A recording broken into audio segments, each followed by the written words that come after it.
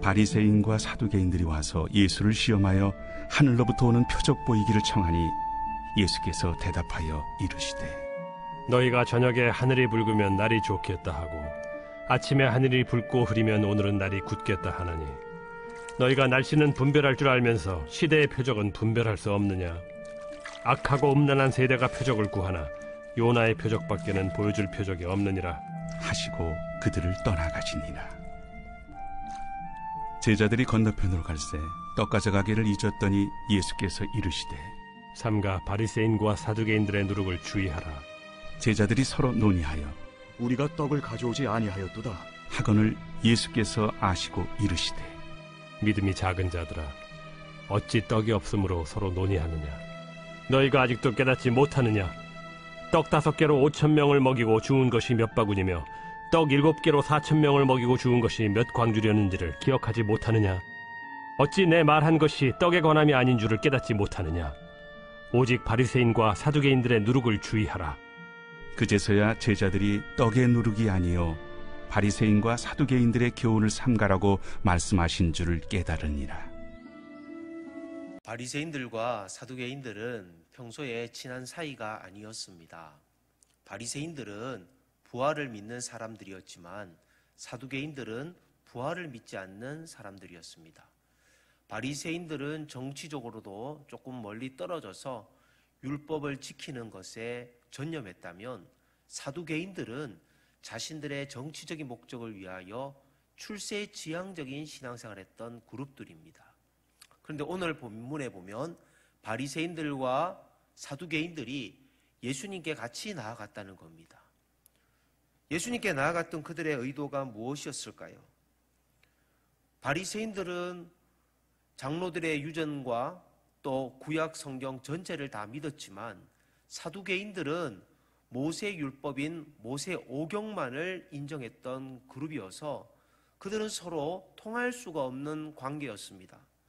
그런데도 오늘 본문 1절에 보면 예수님을 시험하기 위하여 악한 의도로 그들의 마음이 하나가 되었다는 것을 보게 됩니다. 저는 그들이 예수님에게 와서 이렇게 질문을 합니다. 예수님, 하늘로부터 오는 표적을 보여주십시오. 우리가 표적을 구하는 기도를 드린다는 것 잘못된 것은 아닙니다. 기도원도 양털 짜는 시험을 통해서 이슬이 양털에만 있게 해달라고 하나님께 간구하기도 했습니다.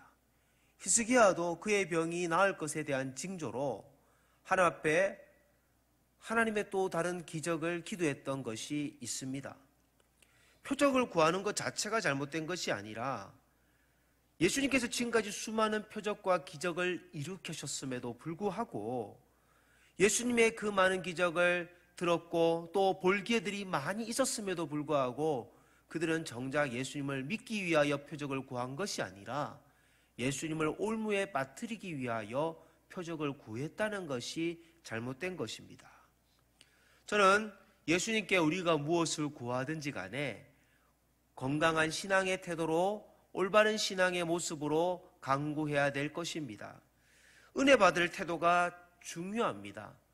우리가 부모에게도 자녀의 태도가 중요하고 제자도 선생님에 대한 태도가 중요하듯 직장 상사에 대한 태도가 중요하듯 태도가 불량하면 가르쳐줄 필요가 없는 겁니다.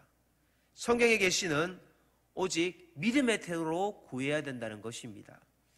저는 우리 성도님들이 오늘 하루를 살아갈 때도 믿음의 태도로 예수님께 간구하기를 원합니다.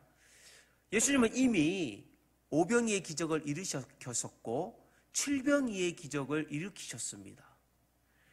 유대 지역뿐만 아니라 이방인의 지역에도 수많은 병자들과 귀신 들린 자를 고쳐주셨습니다. 그런데도 기적 자체에만 관심을 가지는 그들의 문제가 여전히 개선되지 않습니다. 예수님이 왜 기적을 일으켰을까요? 예수님이 왜 우리 삶의 공과 문제를 해결해 주셔야만 합니까?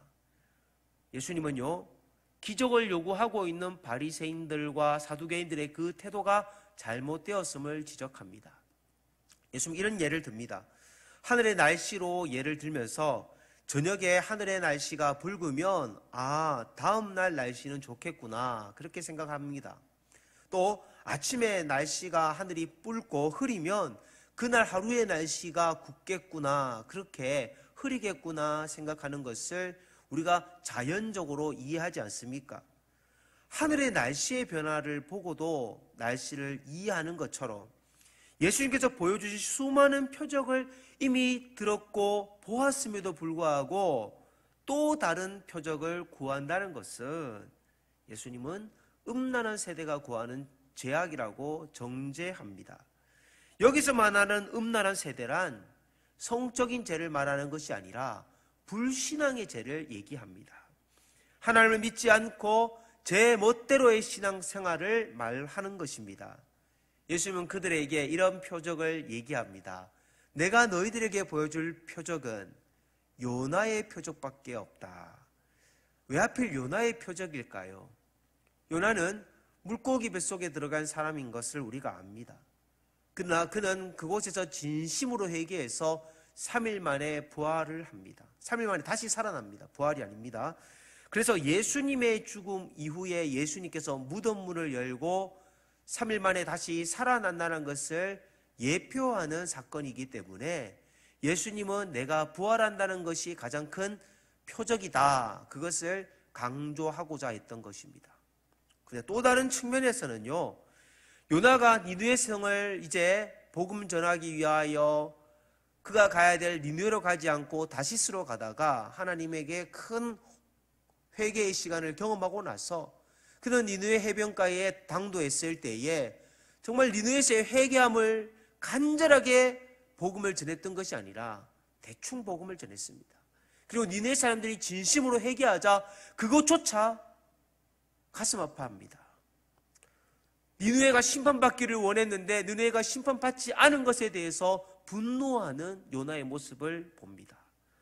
요나는요, 그렇게 자신이 회개했음에도 불구하고 하나님의 심판이 임하지 않자 불평하는 모습을 보면서 바리새인들의 모습이 이와 같지 않냐, 사두개인들의 모습이 이와 같지 않냐, 그런 지적입니다. 하나님의 말씀이 오늘 우리의 삶에 회개의 역사를 일으키실 수 있는 은혜로 다가왔음에도 불구하고 바리새인들과 사두개인들처럼 세속적인 또 다른 기적, 또 다른 표적을 구하지는 않습니까? 우리는 내 멋대로, 내 고집대로의 신앙생활을 벗어버리고 오직 은혜 받을 태도, 믿음의 태도로 하나님을 따르는 우리의 삶이 되기를 소망합니다. 두 번째는요, 누룩을 조심해야 합니다. 예수님께서는 이제 건너편으로 가자 그렇게 하셔서 벳세다로 이제 오셨습니다. 그런데 누룩을 조심하라고 제자들에게 말하자 제자들은 바리새인들과 사두개인들의 누룩을 조심하라는 그 말을 오해해서 조금 전 칠병이어 기적 때 남았던 강주리의 떡을 우리가 가져오지 않은 것을 예수님이 지금 지적하시나 보다 오해하고 있습니다. 사실 누룩은 빵이나 술을 만들 때에 넣는 발효제입니다.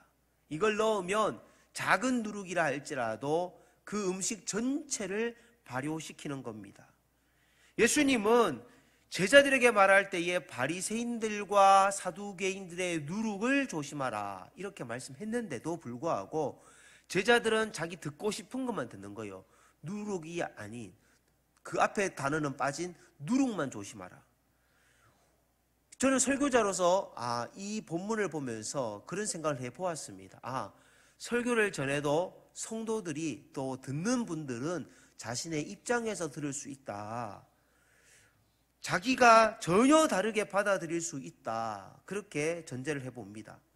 예수님은 5병이어로도 5,000명을 먹일 수 있다라고 말씀하셨고 7병이어로도 4,000명을 먹일 수 있다라고 말씀하십니다. 예수님이 지금 말씀하신 누룩은 제자들에게 잘못된 교훈, 바리새인들의 그 교훈과 같은 것, 사두개인들의 그 교훈과 같은 것이 우리 삶에 부정적인 영향을 미칠 수 있으니 그들의 말에 미혹되지 말라, 그런 의미였던 겁니다. 오늘날에도 바리새인들과 같이 외식적인 신앙생활을 잘 신앙생활하는 것으로 오해할 수 있고 바리새인들의 형식적인 것을 진짜 신앙생활을 잘하는 것으로 오해할 수도 있다는 겁니다.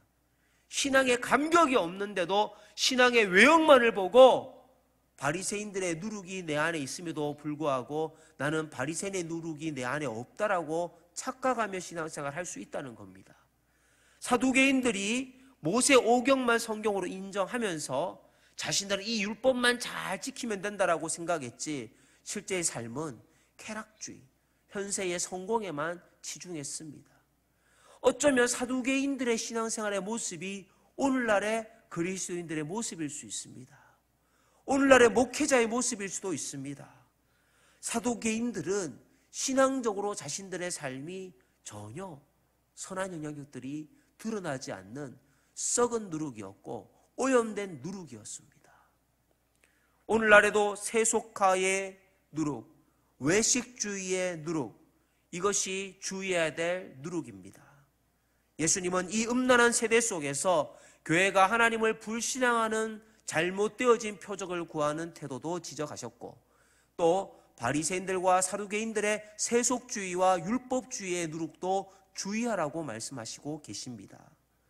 저와 여러분, 특별히 교회 안에 어떤 누룩이 틈탈지 우리 교회는 말씀으로 복음으로 무장하는 교회가 되어야 될 것입니다. 예수님을 따르는 길은 십자가의 길입니다. 오늘도 우리는 하나님께 표적을 구하는 기도를 드려야 될 줄 믿습니다. 이 표적을 구하는 기도가 우리 교회가 지역사회에 스며드는 교회로서의 선한 영향들을 드러내는 누룩을 구해야 될 것입니다. 그러나 우리의 신앙을 나태하게 만들고 우리의 신앙을 교만주의와 또 외식주의와 또 세속주의, 물질주의에 빠지게끔 하는 누룩에만 매여 있다면 그 누룩은 내가 오염되지 아니하도록 나를 세우는 귀한 하루가 되기를 소망합니다. 기도하겠습니다. 하나님, 바리새인들의 율법주의와 바리새인들의 외식주의를 주의하라고 주님이 말씀하셨습니다. 우리의 신앙이 경건한 모양에만 힘쓰지 말게 하시고 경건의 능력에 힘쓰는 자들이 되게 하여 주옵소서. 사두개인들의 세속주의와 현실주의 신앙에 우리도 편승하여서 이 땅에서의 하나님 신앙생활에 안주하지 말게 하시고 저 천국의 믿음을 향하여 이 땅에서 십자가의 길을 걸어갈 수 있는 주의 종들이 되게 하여 주옵소서. 오늘 한날도 하나님 이 지역사회에서 우리 용륜동교회가 선한 누룩이 되기 위하여 결단할 수 있도록 우리 교회를 위하여 기도하는 모든 성도님들 되게 하여 주옵소서. 이 모든 말씀 우리의 구원자 되시는 예수님의 이름으로 기도합니다. 아멘.